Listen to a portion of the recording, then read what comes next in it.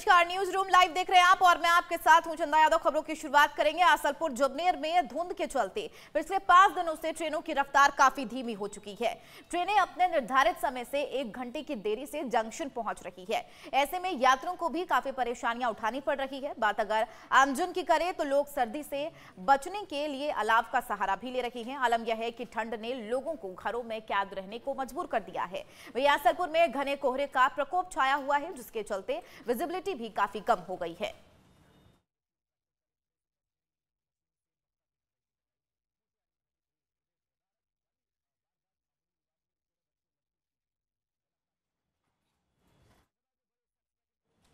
खबर राजस्थान के चित्तौड़गढ़ से है, जहां भ्रष्टाचार निरोधक ब्यूरो ने बीते दिन एक सरपंच को घूस लेते रंगे हाथों गिरफ्तार कर लिया। प्राप्त जानकारी के मुताबिक आरोपी सरपंच को 2,40,000 रुपए रिश्वत लेते हुए गिरफ्तार किया है। अधिकारियों का कहना है कि सरपंच ने यह रिश्वत भूखंड का पट्टा जारी करने के लिए ली थी। ज्यादा जानकारी के मुताबिक आरोपी सरपंच परिवादी से 1 लाख रुपए रिश्वत के रूप में ले चुका था। उधर सरपंच की ओर से जारी किए गए सभी पट्टों के बारे में भी एसीबी की जांच जारी है।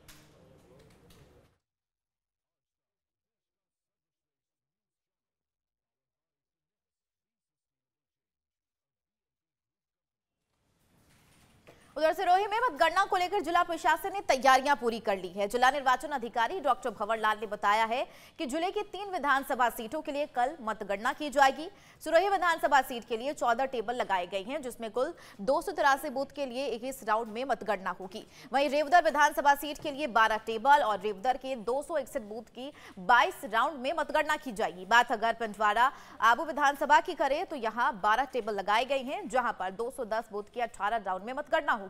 बता चले मतगणना केंद्र पर जाने के लिए 2 गेट से एंट्री की जाएगी, जिसके मेन गेट से मतगणना अधिकारी, कर्मचारी, मीडिया कर्मियों को ही प्रवेश दिया जाएगा।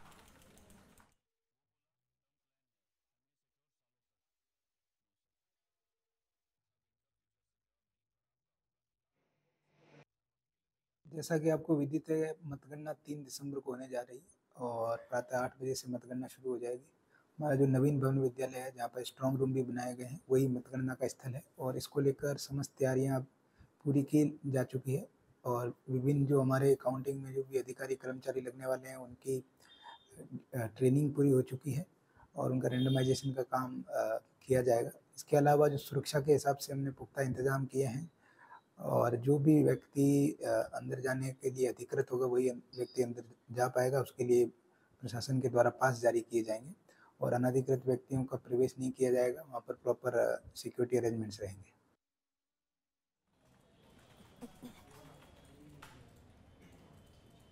राजस्थान विधानसभा चुनाव के लिए कल नतीजे आने वाले हैं। इसके लिए प्रशासन ने मतगणना केंद्र पर खासा तैयारी की है। किसी भी प्रकार की अप्रिय घटना को रोकने के लिए भारी संख्या में सुरक्षा बलों की तैनाती की गई है। डूंगरपुर जिले के स्थित भोगीलाल पंड्राई राजकीय महाविद्यालय कॉलेज में पुलिस और अर्धसैनिक बलों के जवानों ने मोर्चा संभाल रखा है। वहीं नतीजों को लेकर प्रत्याशियों के दिल की धड़कनें भी बढ़ने लगी है। बीजेपी, कांग्रेस सहित सभी दल अपने दिल को लेकर, अपनी जीत को लेकर लगातार दावे कर रही है।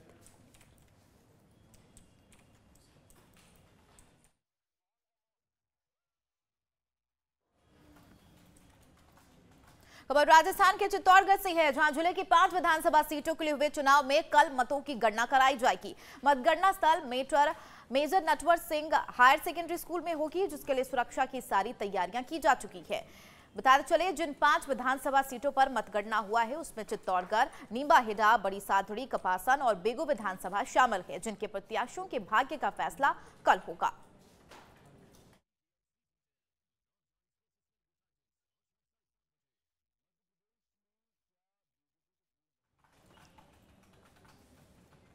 खबर अलवर से है, जहां अरावली विहार थाना क्षेत्र में नौकरी लगाने के नाम पर ठगी करने का मामला सामने आया है। दरअसल कुछ लोगों ने एक बेरोजगार युवा से इंडियन नेवी में नौकरी लगवाने के नाम पर 2.5 लाख रुपए की ठगी की है और जब नौकरी न लगने पर पीड़ित ने अपने पैसे वापस मांगे तो वो लोग पीड़ित को धमकी देने लगे। बता चले, इस पूरे मामले में सरपंच कैलाश चंद मीणा का कहना है कि गांव के ही कुछ युवाओं ने आतंक मचा रखा है। ये लोग किराएदार रखकर उनसे चोरियां करवाते हैं। वहीं पुलिस ने मामला दर्ज कर कार्रवाई शुरू कर दी है।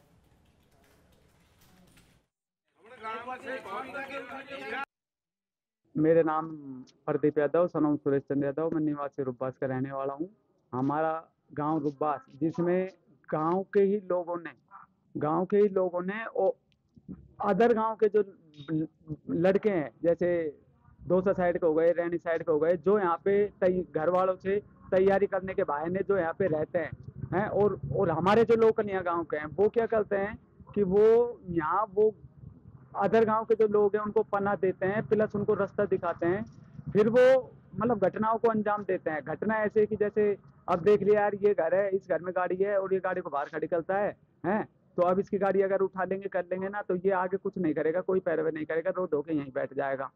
तो वो क्या है, यहाँ पे जैसे बहन बेटियों को छेड़ना, उनके गले से चैन लेना, गाड़ियों को घर में से उठाना। अभी हमारे यहाँ से लोकल एरिया में से कम 3-4 गाड़ियाँ उठ चुकी हैं रात के समय पर। जो भी गाड़ी आई है सारी रुकबाज की तरफ आई है, सीसीटीवी कैमरे अगर चेक किए गए हैं तो। प्लस में उनका ये काम है कि जैसे लोग बागों को देख लिया कि यार ये है और ये तैयारी कर रहा है और ये मेहनत कर रहा है, तो इसको कैसे झांसे में दिया जाए। प्लस में कुछ लोग ऐसे भी हैं लोकल, जिनके बाप अच्छी पोस्ट पर हैं, पिताजी, तो उनका रेफरेंस दे। मैं ग्राम पंचायत भोगोर सरपंच कैलाश चंद मीणा।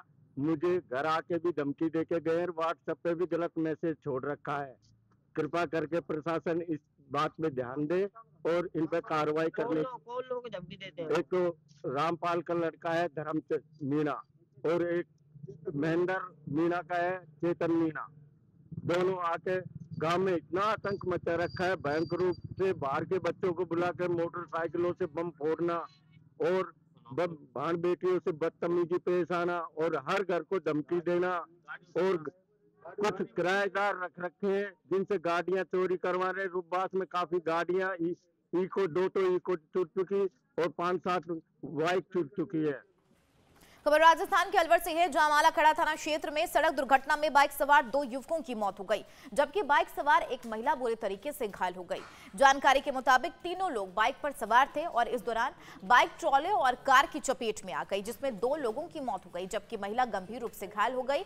फिलहाल पुलिस दोनों मृतकों के शवों का पोस्टमार्टम कराकर आगे की जांच में जुट गई है।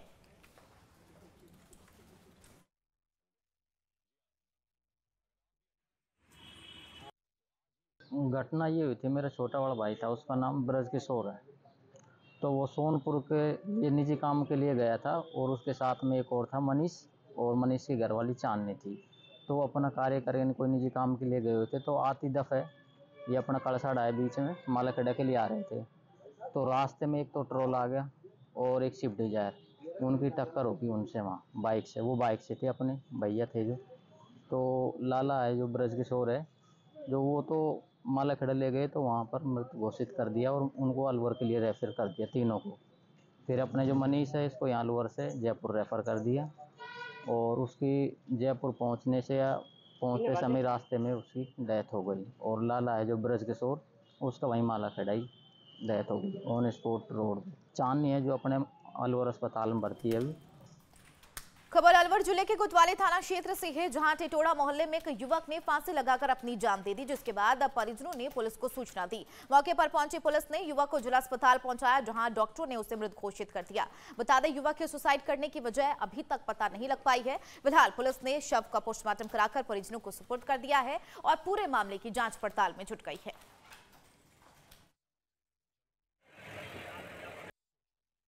वजह नहीं थी कुछ भी। अच्छा, वैसे अज्ञात कारणों के चलते। हाँ, क्या काम करता था ये जूस की दुकान में काम करता है। कहाँ पे?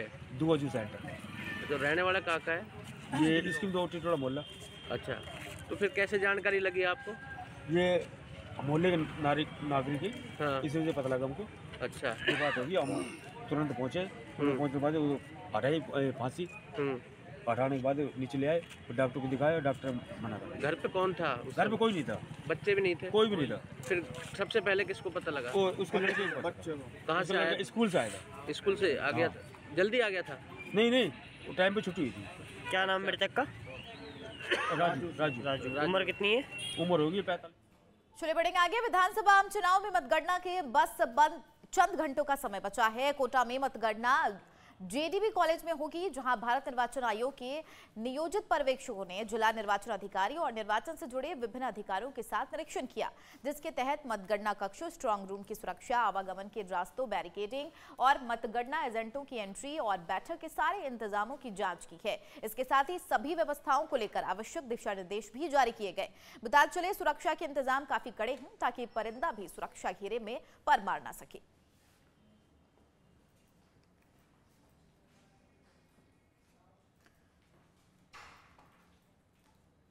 राजस्थान विधानसभा चुनाव के लिए कल मतगणना होने जा रही है। इससे पहले तमाम पार्टियों के अपने अपने प्रत्याशी अपनी जीत का दावा कर रही हैं और इसी कड़ी में चित्तौड़गढ़ से निर्दलीय प्रत्याशी चंद्रभान सिंह आकिया ने भी अपनी जीत के प्रति काफी आश्वस्त दिखाई दिए हैं। हमारे संवाददाता के साथ चंद्रभान सिंह आकिया ने खास बातचीत की।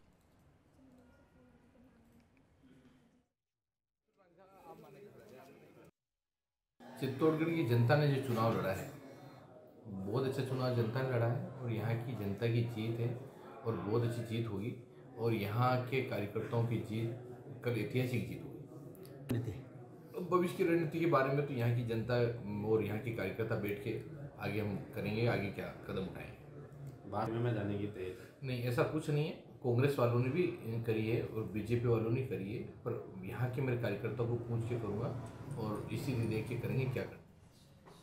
खबर अजमेर के रूपनगढ़ से है, जहां कोहरे के चलते दो बसों की आमने सामने टक्कर हो गई, जिसमें एक ड्राइवर और एक बच्चे की मौत हो गई। जानकारी के मुताबिक यह हादसा रोडवेज की बस और स्कूली छात्रों की बस की भिड़ंत से हुआ है। हादसे में 2 दर्जन बच्चे और कई यात्री घायल हुए, जिन्हें इलाज के लिए अजमेर के जेएलएन अस्पताल में भर्ती कराया गया। वहीं हादसे की सूचना पर डीएम, एसपी समेत पुष्कर विधायक सुरेश रावत और पूर्व विधायक गोपाल बाहेती भी अस्पताल पहुंचे और घायलों का हालचाल जाना।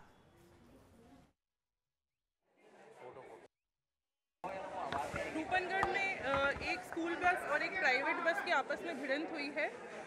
कुछ बच्चे और कुछ अडल्ट लोग गंभीर रूप से घायल हैं। उनको अभी जेएलएन अस्पताल में, मित्तल हॉस्पिटल और क्षेत्रपाल हॉस्पिटल में एडमिट किया गया है।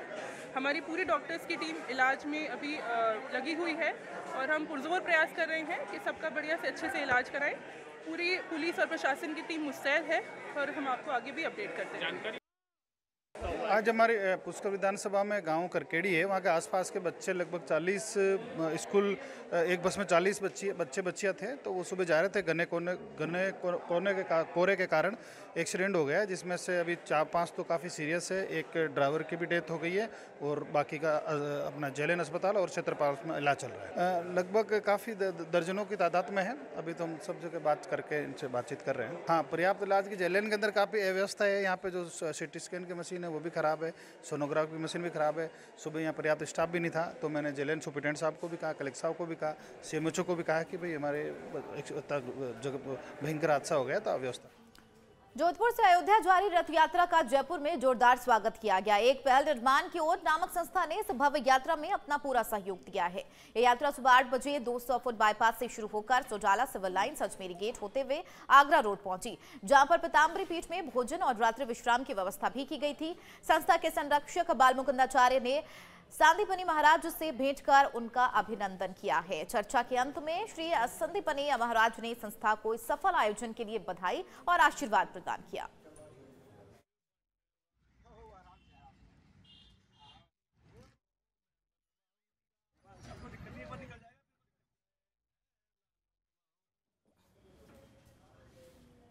खबर राजस्थान के कोटपुतली से है, जहां बहरोड में बीती रात एक बाइक ने जिला अस्पताल के चिकित्सक की बाइक को जोरदार टक्कर मार दी। हादसा इतना भयानक था कि दोनों बाइक चकनाचूर हो गई। इस हादसे में एक बाइक सवार की मौत हो गई, जबकि दूसरा बाइक सवार घायल हो गया है। जानकारी के मुताबिक यह हादसा सड़क पर बने ब्रेकर के कारण हुआ, जिसकी वजह से आए दिन एक्सीडेंट होते रहते हैं।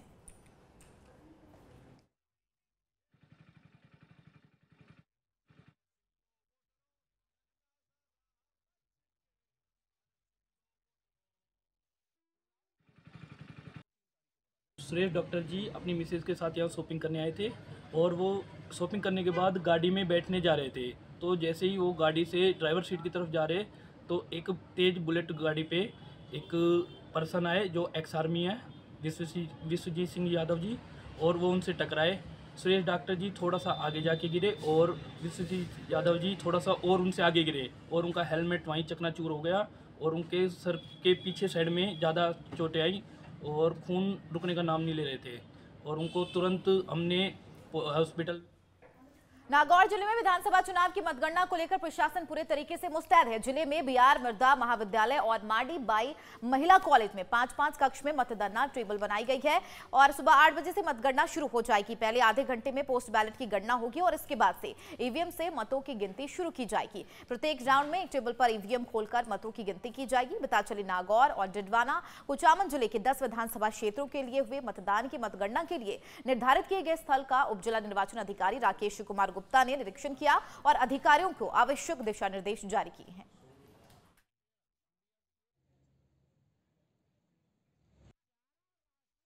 नागौर में कुल 10 विधानसभा क्षेत्र हैं, जिसमें से 5 विधानसभा क्षेत्र की काउंटिंग मृदा कॉलेज में की जाएगी। ये जायल, नागौर, खींवसर, मेड़ता और डेगाना।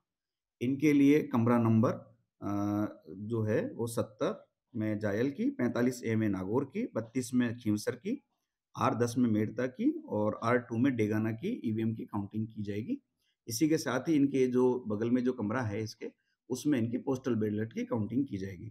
इसी प्रकार माड़ीबाई कॉलेज के अंदर भी 5 विधानसभा लाडनू, डीडवाना, मकरना, परवत्सर और नावा की काउंटिंग की जाएगी। इसमें लाडनू की कमरा नंबर 18, डीडवाना की 20, मकराना की कमरा नंबर 2, परवत्सर का कमरा नंबर 12 और नावा का कमरा नंबर 4 में ईवीएम की काउंटिंग होगी।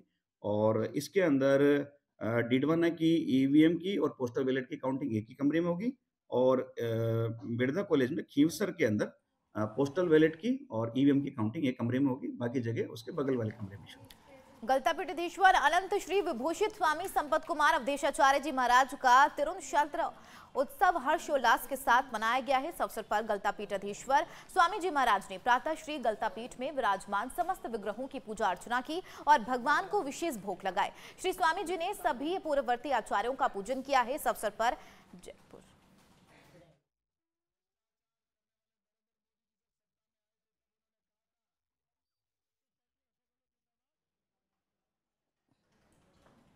गलता पीठाधीश्वर अनंत श्री विभूषित स्वामी संपत कुमार अवधेशाचार्य जी महाराज का तिरुक्षेत्र उत्सव हर्षोल्लास के साथ मनाया गया। इस अवसर पर गलता पीठाधीश्वर स्वामी श्री महाराज ने प्रातः गलता पीठ में विराजमान समस्त विग्रहों की पूजा अर्चना की और भगवान को विशेष भोग लगाए। श्री स्वामी जी ने सभी पूर्ववर्ती आचार्यों का पूजन किया है। इस अवसर पर जयपुर सहित देश विदेश से आए सैकड़ों शिष्यों और भक्तों ने स्वामी जी के दर्शन किए और उनसे आशीर्वाद लिया।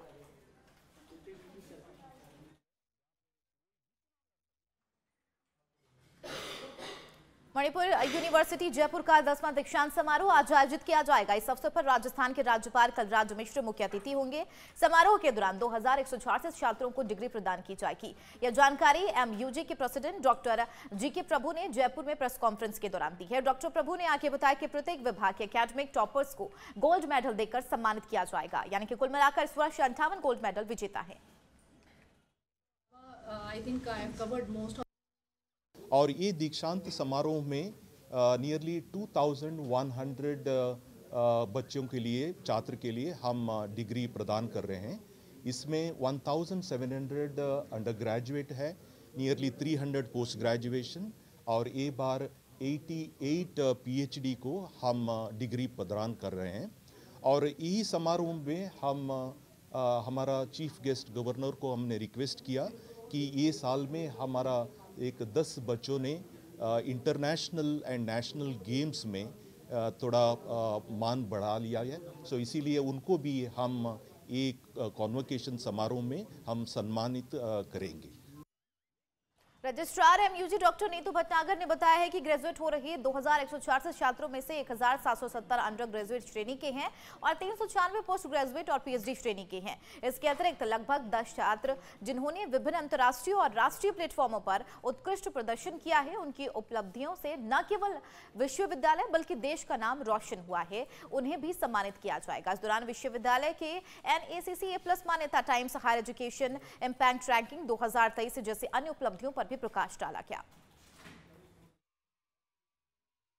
और जैसे कि आपने पूछा कि इस बार हमने जो स्पोर्ट्स अचीवर्स हैं उनको भी हम सम्मानित करना चाह रहे हैं, क्योंकि माननीय राज्यपाल महोदय जी पधारेंगे तो उनके हाथों हमारे जो बच्चे हैं करीब 10 स्पोर्ट्स अचीवर्स, उनको भी हम सम्मानित कर रहे हैं सर के हाथों।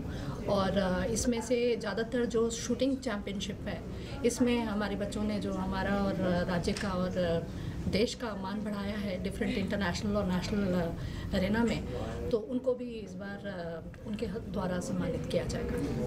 चलिए न्यूज रूम की लाइव के खबरों में फिलहाल मेरे साथ इतना ही, बाकी और भी खबरों के लिए बने रहिए नवतेज टीवी के साथ। नमस्कार।